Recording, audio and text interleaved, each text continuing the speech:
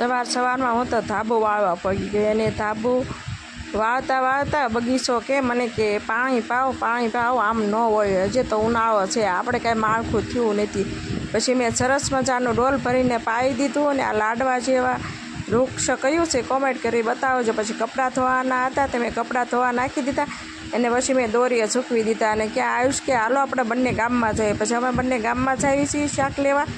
એને ક્યાં આયુષ કહે છે મારે એકલાની રીલ્સ બનાવી નાખો. પછી એ પાછું વળું મારી રીલ બનાવે છે કે નહીં તે મેં સરસ મજાની એને રીલ બનાવી લીધી. પછી અમે શાક લઈને આવી ગયા. 2 કિલો બટેટા લીધું, કોથમરી, મરચાં અને આ લીંબુ તો બચ્ચોના 2 કિલો છે. ઉનાળો તો વહી ગયો તોય તે. અને પછી લાવી કિલો ટમેટાં અને આ લાવી ગલેલી.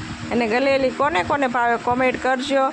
એને પછી વાળુની ટેમ થતાં મેં વાળું રાંધી નાખી અને વઘારેલા બટેટા, કેરીની શીરું સુધારી નાખી અને રોટલી અને સેવડો બનાવી નાખ્યો. અને અમારો વિડીયો ગમે તો લાઈક કરો, શેર કરો અને સબસ્ક્રાઈબ.